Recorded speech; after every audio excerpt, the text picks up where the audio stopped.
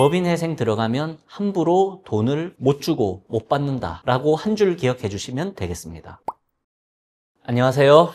빚과의 전쟁, 법인회생, 법인파산 전문 이은성 변호사입니다. 경영이 어려워서 법인회생 절차를 고민하는 기업들을 통상 한계 기업이라고 표현합니다. 이러한 기업들의 공통된 특징은 바로 자금이 없다는 것입니다. 심지어 법인의 매출은 많아도 거액의 부동산을 소유하고 있더라도 이런 회사에는 돈이 없습니다. 즉 현금 유동성이 악화된 것이죠. 그렇게 된 이유는 실로 다양합니다. 일반적인 이유로는 매출 대비 원가율이 높다, 또는 보통 말하는 마진이 적다던가, 자재나 인건비가 급상승하였다던가, 고도의 사업 판단으로 고액의 투자를 하였으나 막대한 이자 비용을 감당하기 어렵다는 등의 이유가 있고, 특수한 이유로는 공장 및 부지를 매입하고 시설 투자를 했는데 기대만큼의 매출 성과를 달성하지 못하였다든지, 코로나나 여러 질병 혹은 전쟁 등 사유로 원자재 조달이 어려워졌다든지, 국제적인 금리의 상승, 주요 거래처의 계약 해지, 국가기관의 과도한 업무 요구 등이 있습니다.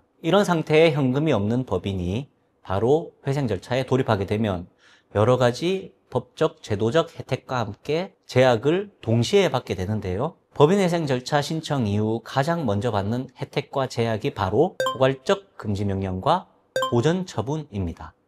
먼저 포괄적 금지명령은 모든 채권, 엄밀히 말하면 공익채권 등 제외되는 경우가 있긴 합니다만 거의 모든 채권의 추심이나 독촉, 그리고 법적인 절차 압박에서 벗어나게 됩니다. 심지어 강제경매, 임의경매를 불문하고 부동산 등 자산에 대한 모든 강제집행 절차 또한 중단됩니다. 이렇게 되면 법인은 신청 당시에 이미 발생한 매출과 신청 이후 발생한 매출 채권은 대부분 회수할 수 있으며 동시에 변제의 압박에서 벗어나게 되기에 법인의 계좌에 돈은 계속 쌓이게 됩니다. 즉 포괄적 금지 명령이 결정됨과 동시에 일시적으로 현금 유동성이 좋아지는, 돈이 쌓이게 되는 것이죠. 법이 이러한 혜택을 주는 이유는 앞으로 이런 자금으로 회사가 살아날 기회를 주는, 의학용어로 표현하자면 산소호흡기를 달아주기 위해서입니다. 그렇다면 법인회생을 신청하는 법인에 이처럼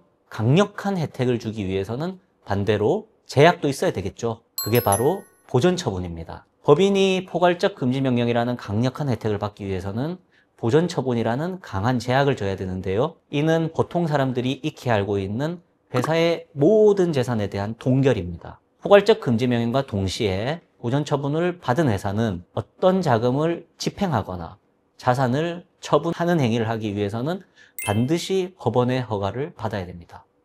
보통 사전 허가사항과 사후보고사항, 재판부 허가사항과 관리원 허가사항 등으로 나뉘게 되는데요. 집행하는 자금의 규모나 재산의 가액에 따라 나뉜다고 생각하시면 되겠습니다. 이렇게 법인회생 절차를 진행하면 보전처분을 받은 회사의 대표이사는 개시결정이 있기 전까지는 법원의 철저한 감시 감독을 받아 자금을 집행하게 됩니다. 하지만 이런 보전처분이 그저 회사에 불리한 것만은 아닙니다. 특히 상거래 채권자들의 경우에는 법을 자세히 모르기 때문에 포괄적 금지명령을 받았음에도 불구하고 여전히 채무 변제를 요구하는 경우가 많습니다. 이때 회사의 입장에서는 법원의 허가가 없는 이상 변제를 해주고 싶어도 못 해주는 상태, 법원의 허가 없이 변제했다가 소송 제기 명령으로 다시 찾아와야 하는 상태가 되기 때문에 일종의 방어막으로서 기능하기도 합니다. 주고 싶어도 못 주는 강력한 잠금 장치가 되어주는 거죠. 지금까지 설명드린 내용을 정리하자면 법인회생 절차에서 법인은 포괄적 금지 명령을 받아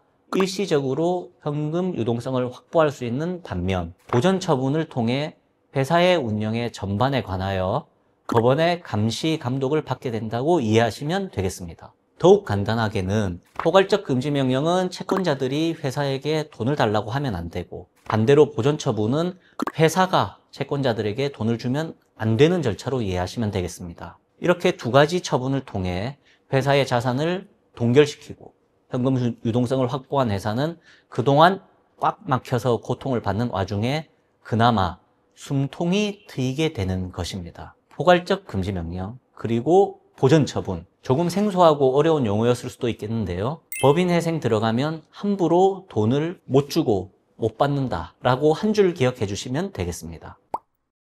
지금까지는 법인회생 절차에서 아주 중요한 절차인 포괄적 금지 명령과 보전 처분에 대해서 알아봤습니다. 기타 궁금한 점이 있으시면 댓글이나 상담 신청을 남겨주시면 상담을 도와드리도록 하겠습니다. 이 영상이 여러분에게 작은 희망과 또 큰 도움이 되기를 바랍니다. 구독과 좋아요는 다음 영상을 준비하는 데 큰 힘이 됩니다. 감사합니다.